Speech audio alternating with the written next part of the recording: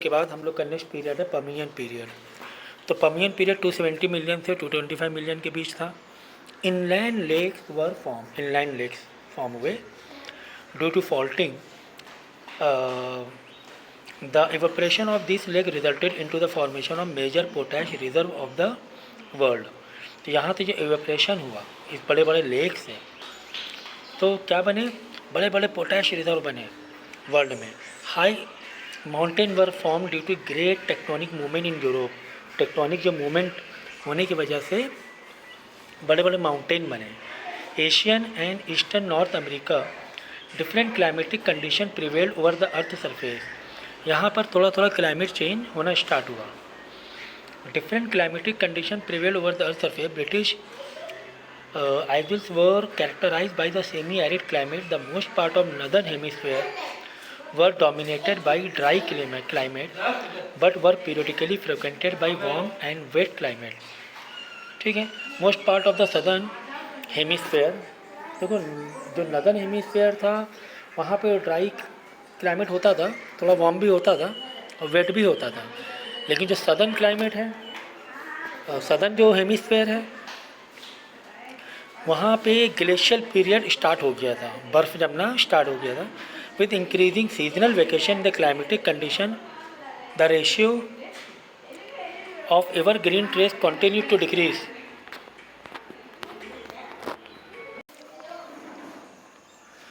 Most part of the southern hemisphere were under the influence of glacial period with increasing seasonal variation in the climate condition the ratio of the evergreen trees continued to decrease। तो जब climate के variation होने लगे climatic condition के, तो evergreen जो trees थे वो थोड़े कम होने लगे। कॉन्सिक्वेंटली कहाँ पर, सदर्न हेमिस्फीयर की बात हो रही है। So consequently deciduous trees which could resist dry weather and frost were evolve. तो यहाँ पर डेसिडियस ट्रीज आने लगे क्योंकि ड्राई पीरियड मोस्टली यहाँ होने लगा।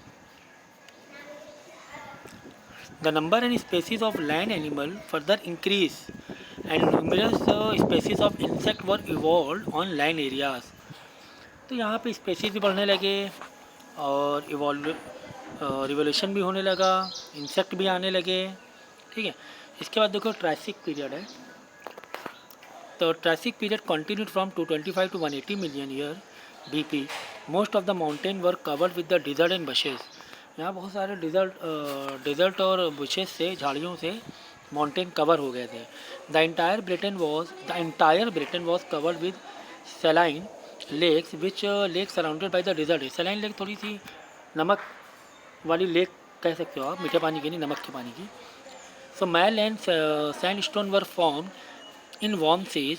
Warm and dry climate was dominant over entire area but the climate became wet by the end of this period. यहाँ पर जब इस पीरियड में 25 मिलियन 45 मिलियन के बीच में, ये 25-30 सालों की बात नहीं हो रही है, समझ गया ना, लाखों साल की बात हो रही है, करोड़ों साल की। ये जो पीरियड है ना, कई कई करोड़ साल का पीरियड है, ठीक है ना। ऐसा मत सोचना कि 1 साल 2 साल 5 साल 20 साल।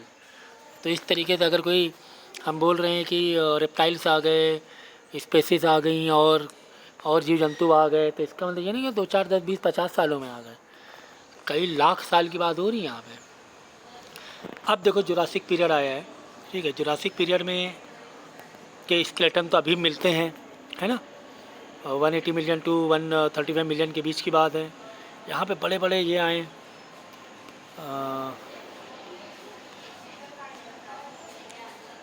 एनिमल्स हुए इस पीरियड में।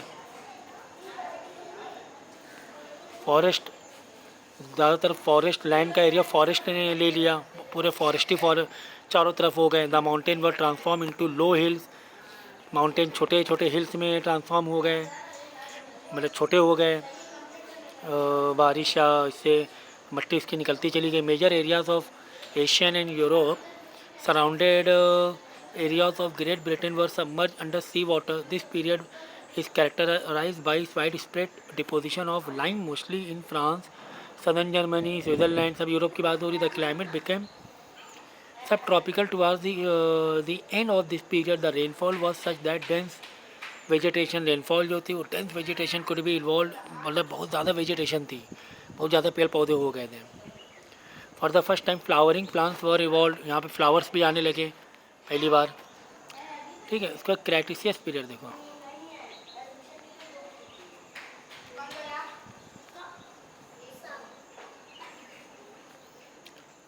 तो क्रेटिसियस पीरियड में continue from 135 to 70 million. Coastal land were covered with the large swamps, coastal land जो थे वो बड़े बड़े स्वैम्स में कवर्ड हो गए। Reverse flow was establish and delta formation become more active, delta form होने लगा रिवर से। रिवर होती है, रिवर कई टुकड़े होने लगे, ऐसे कई टुकड़े होकर और जाने लगी आगे आगे इधर उधर, छोटे छोटे नहरें बन गई। The process of formation of tertiary और alpine mountain Rockies Andes earth Himalaya was initiated, यहाँ पे हिमालय भी बनने लगा। This period was characterised by widespread of volcanicity, the peninsular India was covered with the thick basaltic lava, lava से पूरा peninsular India cover था। The growth of vegetation became possible up to Greenland due to warm and wet climate.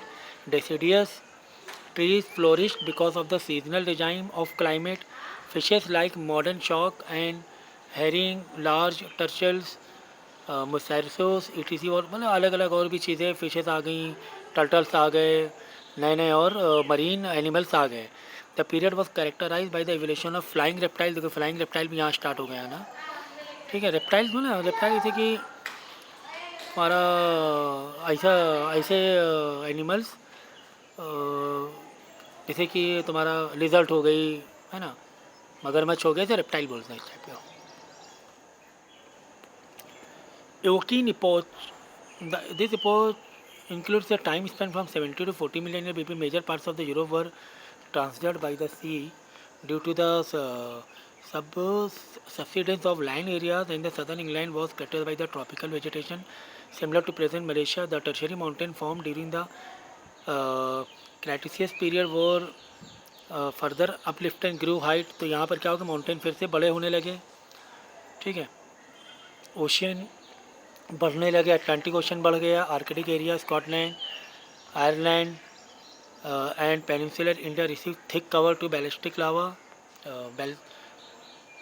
Basaltic lava, warm climate extended up to Greenland and hence tropical palm trees आने लगे।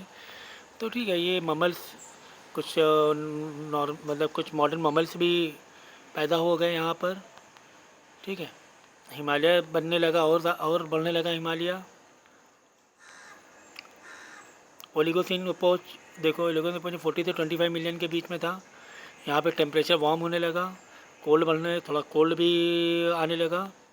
ठीक है, ठंडी होने लगी, मतलब cycle बनने लगा, warm to cold. Earth movement होने लगा,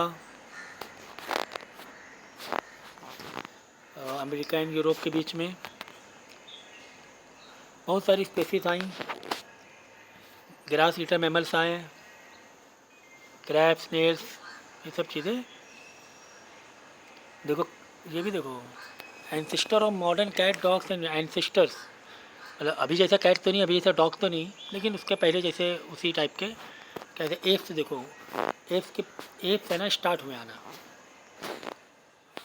बंदर के जो मंकी के एंसेस्टर एप्स बोलते हैं, या ह्यूमन के एंसेस्टर को एप्स कह सकते हैं।